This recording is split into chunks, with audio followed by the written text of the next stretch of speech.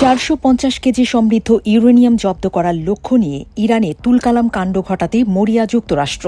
আর সেই পথে মার্কিন প্রেসিডেন্ট ডোনাল্ড ট্রাম্পের একটি সম্ভাব্য নির্দেশ পুরো বিশ্বকে ঠেলে দিতে পারে এক নজিরবিহীন সংঘাতের দিকে। যদি ট্রাম্প ইরানের পারমাণবিক স্থাপনাগুলো থেকে এই ইউরেনিয়াম ছিনিয়ে নিতে মার্কিন স্থলসেনা বা স্পেশাল ফোর্সেস পাঠানোর সিদ্ধান্ত নেন, তবে তাদের সামনে অপেক্ষা করছে এক ভয়ঙ্কর অগ্নিপরীক্ষা। গত 4 দশক ধরে ইরান নিজেকে প্রস্তুত করেছে ঠিক এই দিনটির জন্য।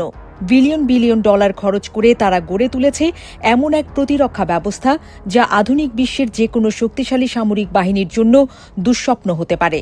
সেনাবাহিনীর আদলে কয়েক স্তরের এক দুর্ভেদ্য দেয়াল। আফগানিস্তান বা ইরাকের মতো এখানে মার্কিন সেনাদের কেবল বিদ্রোহী বা গুপ্ত গেরিলাদের মোকাবেলা করতে হবে না, তাদের সামনে দাঁড়াবে কয়েক লাখ সুসংগঠিত যোদ্ধা, যাদের কাছে দেশের জন্য প্রাণ দেয়া পরম সৌভাগ্যের বিষয়। ইরানের গার্ড কোর এই যুদ্ধের অগ্রভাগে থাকবে। অন্যদিকে ইরানের পারমাণবিক স্থাপনাগুলো যেখানে অবস্থিত তার ভৌগোলিক অবস্থানই আমেরিকার জন্য সবচেয়ে বড় বাধা। নিকটতম মার্কিন ঘাঁটি বা রণতরী থেকে এই সাইটগুলোর দূরত্ব প্রায় 600 মাইলেরও বেশি। এই বিশাল পথ পাড়ি দিয়ে গন্তব্যে পৌঁছানো এবং নিরাপদে ফিরে আসা লজিস্টিক্যালি প্রায় অসম্ভব এক চ্যালেঞ্জ। পশ্চিম ইরান জুড়ে 1000 মাইল বিস্তৃত বিশাল জাগ্রস পর্বতমালা প্রাকৃতিকভাবেই তেহরানের রক্ষা কবচ হিসেবে কাজ করছে। এই সুউচ্চ পর্বতশৃঙ্গগুলো পেরিয়ে এবং ইরানের শক্তিশালী আকাশ প্রতিরক্ষা ব্যবস্থা ফাঁকি দিয়ে মার্কিন বিমান বা হেলিকপ্টার ভেতরে প্রবেশ করা মানেই হল নিশ্চিত মৃত্যুকূপে ঝাঁপ দেওয়া। ন্যাটোর সাবেক কমান্ডার অ্যাডমিরাল জেমস স্টাভরিডিস এই পরিকল্পনাকে বর্ণনা করেছেন ইতিহাসের বৃহত্তম স্পেশাল ফোর্সেস অপারেশন হিসেবে। পাহাড়ি এলাকার গুহায় বা মাটির গভীরে লুকানো ইউরেনিয়াম উদ্ধার করতে কয়েকশো নয়, বরং কয়েক হাজার দক্ষ সেনার প্রয়োজন হবে।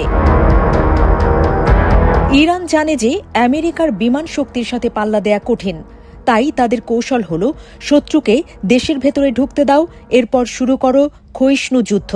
মার্কিন সেনাদের প্রতিটি পদক্ষেপকে রক্তাক্ত করে তোলাই তাদের মূল লক্ষ্য। পারমাণবিক স্থাপনাগুলোতে পৌঁছালেও বিপদ কাটবে না। গত বছরের বোমাবর্ষণে অনেক স্থাপনা এখন ধ্বংসস্তূপে পরিণত হয়েছে। সেই ধ্বংসস্তূপের নিচ থেকে তেজস্ক্রিয় পদার্থ সংগ্রহ করা বিশেষ কন্টেইনারে তা ভরা এবং কয়েকশো মাইল পথ যুদ্ধ করতে করতে ফিরে আসা এক অসম্ভবের সমীকরণ। ইরানের সাবেক ভাইস প্রেসিডেন্ট এসাক জাহাঙ্গীরি স্পষ্ট করে বলেছেন, দখলদারদের ইরানের 1 ইঞ্চি মাটি স্পর্শ করতে হলে রক্তসমুদ্র পেরিয়ে আসতে হবে। এই রক্তসমুদ্রের হুমকি কেবল কথার কথা নয়, বরং ইরানের আত্মরক্ষার মূল মন্ত্র। ইরানের প্রায় 10 লাখের বেশি সশস্ত্র স্বেচ্ছাসেবী বা বাসিজ মিলিশিয়া যে কোনো মুহূর্তে যুদ্ধের জন্য প্রস্তুত।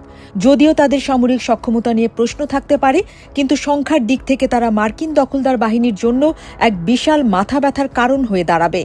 যদি মার্কিন সেনারা টানেল বা স্থাপনার প্রবেশদ্বারে পৌঁছাতে সক্ষম হয়, তবে ভেতরের রক্ষীরা নিজেদের সব সরঞ্জাম এবং ইউরেনিয়াম ধ্বংস করে দিতে পারে।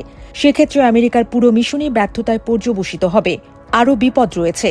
নিচু দিয়ে ওরা হেলিকপ্টার বা ড্রোন ভূপাতিত করার জন্য ইরানের কাছে আছে নিজস্ব প্রযুক্তির কাঁধ ক্ষেপণাস্ত্র মিসাগ। এমনকি সাধারণ পদাতিক সেনারাও এই ক্ষেপণাস্ত্র ব্যবহার করে মার্কিন আকাশযান ধ্বংস করার সক্ষমতা রাখে।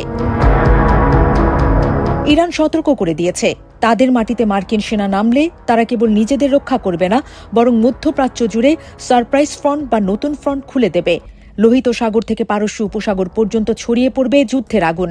বিশ্ব অর্থনীতির লাইফলাইন খ্যাত হরমুজ প্রণালী এবং লোহিত সাগরের প্রবেশপথ বাব আল মানদেব বন্ধ করে দেয়ার ক্ষমতা রাখে তেহরান। এর ফলে জ্বালানি তেলের বাজারে যে ধস নামবে তা সামলানো আমেরিকার পক্ষে প্রায় অসম্ভব হয়ে পড়বে। তেহরানের রাষ্ট্রীয় গণমাধ্যম জানিয়েছে, মার্কিন সেনারা যদি খার্ক বা আবু মুসার মতো দ্বীপে অবতরণও করে, তবে সেখানে টিকে থাকা তাদের জন্য নরক যন্ত্রণার মতো হবে। প্রতিটি ইঞ্চি জমিতে ইরানিদের প্রতিরোধের মুখে পড়তে হবে তাদের। 450 কেজি ইউরেনিয়াম দখলের এই মিশন কি আমেরিকার জন্য 20 শতাব্দীর ভিয়েতনাম বা 21 শতাব্দীর আফগানিস্তান থেকেও ভয়াবহ হবে?